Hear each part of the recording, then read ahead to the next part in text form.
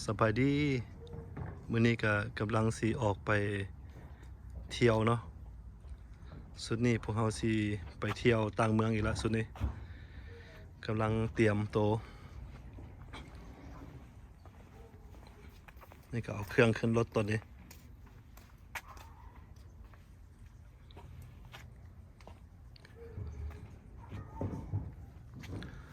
สุดนี้สิพากันไปเที่ยว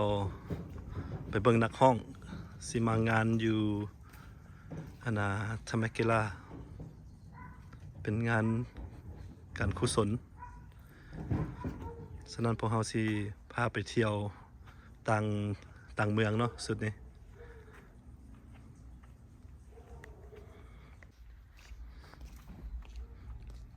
วันนี้ก็เดินทางเลยเนาะวันนี้เนาะสิงแพ็กอีกแล้วมื้อนี้ไปไสอีกแล้วมันทิศนี้ไปไสอีกแล้วสิพามีรายการเนาะทีนี้เนาะสิพาไปเที่ยวอีกแล้วต่างเมืองพุ่นแหละทีนี้มีทุกทิศเนาะ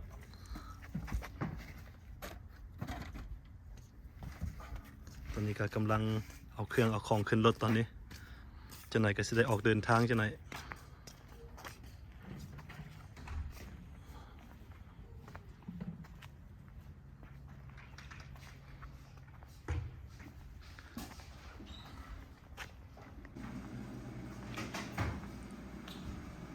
ทางนี้ก็กำลังเอาน้ำเนาะสบายดีเอาน้ำขึ้น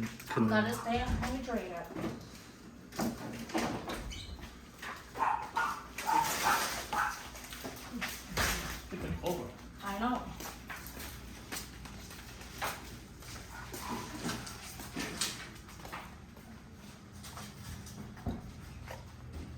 Yeah. Oh, okay. โอเควันนี้ขึ้นรถก่อนวันนี้นะสิไปแล้ว Wanna eat? กินพร้อม กินไปนำทาง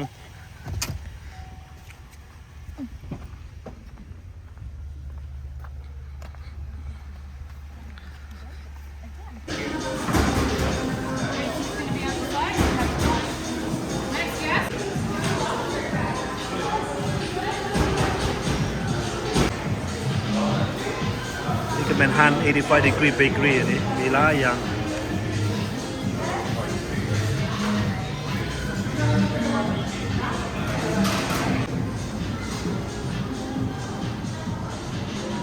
ทางนี้ก็มีเค้กมีอย่างไรเนาะมีของหวาน185 degree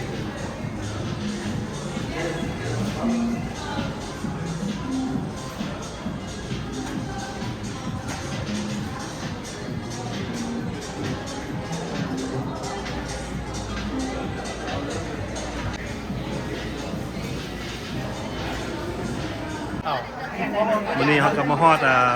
เฮือนแล้วเนาะมาฮอดเฮือนคนจัดบุญมีคนกันหลายอยู่ในคนเต็ม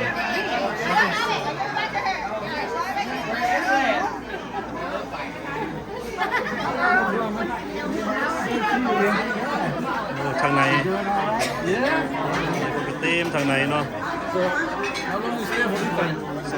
สบายดี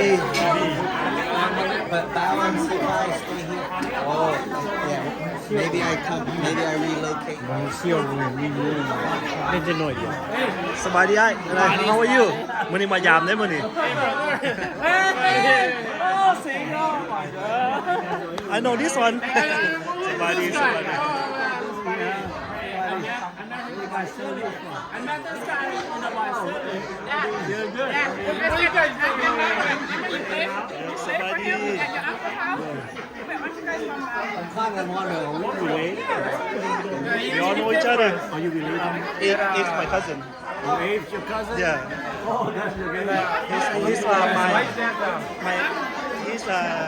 my dad's brother's son. Oh, I'm the older. อันนี้ก็ฮักเพลงกันจะดู อันนี้ก็ฮู้จักกันเลยอันนี้พวกนี้สมาคมมันพอเที่ยวสาวนุ่มของพอเที่ยวนะ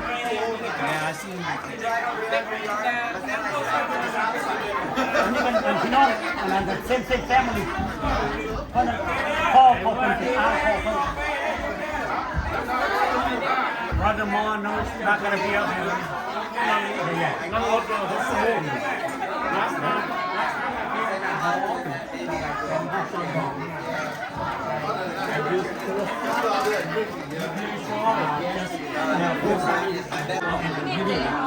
Everyone need to.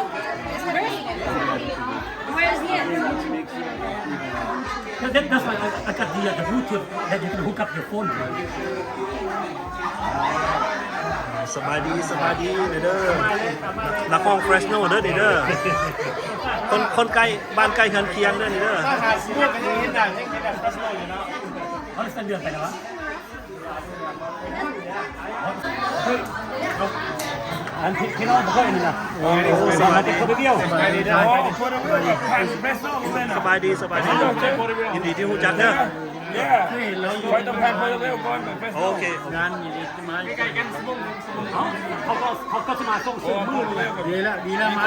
ช่วย ความวันน้ำกันโดย สำหรับแฟมิลี่น้องสายจะเป็นยังไงนี่เดียวกันแพ้ เอ๊ะ กันแล้วโอ้แค่ที่โยกแค่ดิสายโยก อันนี้ก็เป็นทางคนทำแมกกีฬาเนาะทางนี้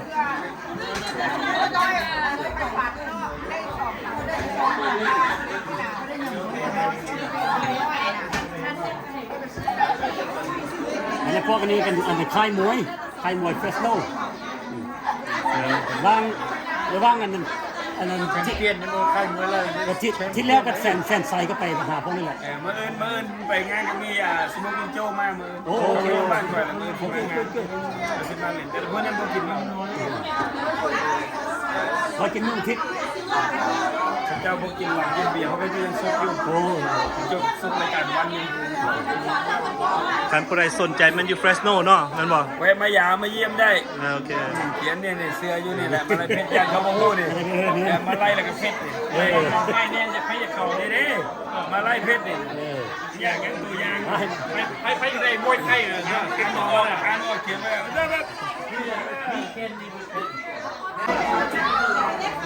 เอากันได้แซ่บบอ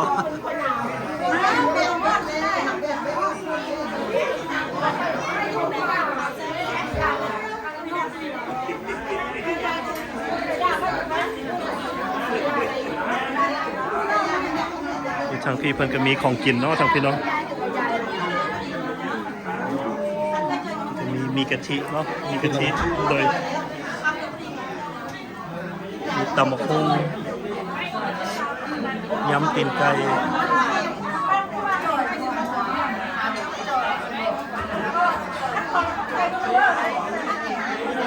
คิว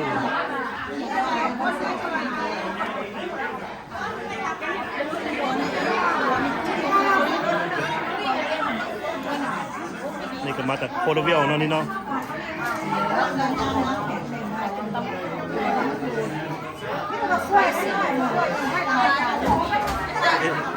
สบายดี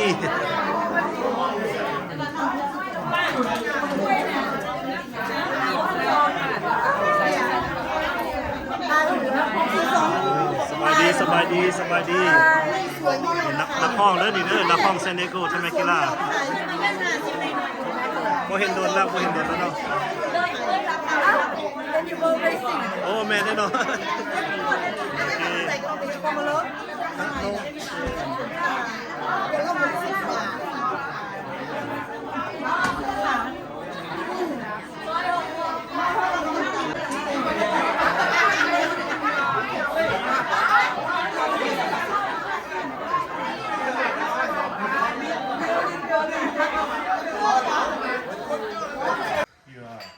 บัดนี้มาต่อมันต่อ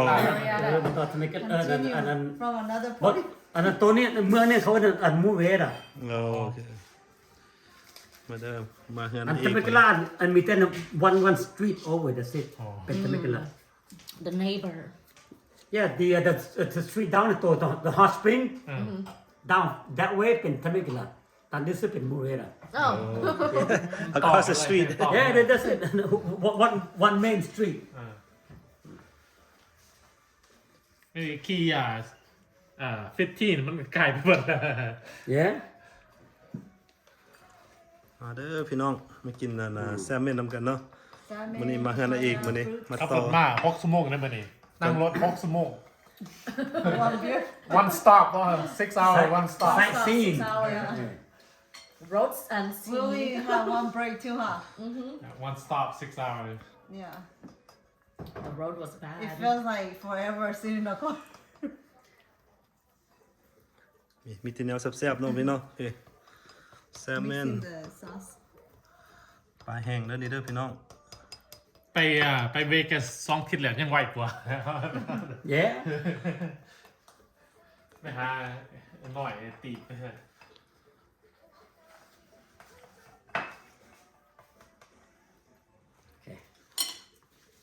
เจียวขิวเนาะนี่เนาะวาซาบิ Joe of and ears, eyes, nose. เอาลองเบิ่งเด้อผู้ใดสิลองก่อนนี่มา Right, right. You be a tester. แค่ลองอีกซักนะ สิงเซียวก่อน ลอง That's your The favorite. wasabi. I always eat it มัน strong ไม่ใช่วาซาบินี่ Yeah, there's a lot in there. Ooh, brave. Okay.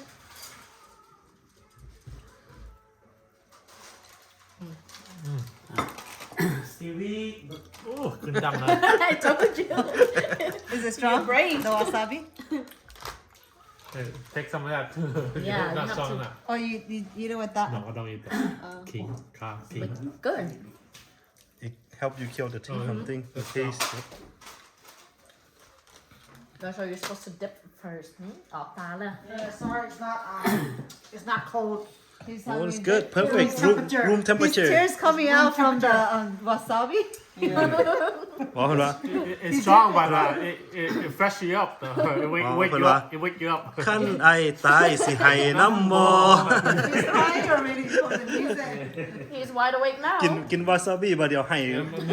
จะลองเพชรลองแท่งลอง บอกก็ไม่ได้แล้ววันนี้ ลองแท่งเพชรชาลัดมือ Wasabi เฮ็ดเวียกนะ กินบัดเดียวเว้าบ่ได้เลย สิบ่ให้เพชรชาลัดลองเลย Yeah, wait a minute. I think last time we came for Thai or Thai we went into him Yeah แต่ว่า วันนี้สิถามเจ้าของ What are you gonna dip all that? ถามเจ้าของบ้านก็เนาะบัดนี้อันน่ะลูกเต้าไปโรงเรียนเมื่อเราเป็นจังไดอยู่2คนบัดนี้ บอกอันนั้น Really, huh? เฮาอยู่แบบผู้เฒ่าผู้แก่อยู่นี่บ่ได้นุ่มได้มั้ยเฒ่าเลยเด้ แม่นแล้ว You stand that side, I stand this side. I have my own side. Opposite. To get along, I huh? play this keyboard, I watch my K-drama. เพิ่นมี4 bedroom เนาะเปลี่ยนห้องนอนทุกมื้อว่าซั่นลูกเต้าบ่อยู่เลย Come out. แล้วก็บ่เคยว่างมีอันพี่น้องมายามตลอดอยู่มาดีใจดีใจพี่น้องมายาม ดนให้นะเจอกันเท่านั้น Cheers.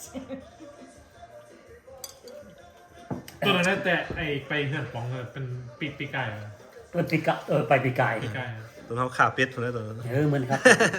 ลกเป็ดเทื่อทำอิฐได้ลกเป็ดเสมอ เฮ้ยไปซั่นไปเฮ็ดทุกอย่างบ่ได้ติคีย์บอร์ดก็เล่นลกเป็ดซอยเป็ดอีก ก็เล่นหลบเป็ดกันหลบ ครัวเป็ดกับครัวเอาอีก What, มื้อนี้ bump Yeah, with the last time. Kids don't want to come. Your son don't want to come with you. They have school. Yeah today Friday เด้ Yeah, Friday. They have Oh yeah, Yeah, yeah. What time is it? มาเด้อพี่น้องพี่เด้อ ยังนั่นอยู่เหรอ ร่วมกัน ไว้อันนั้น Come closer. บ่อยากสดแบบแกงกันไปโลด สดใบดอกอันนี้มันแข็งปวด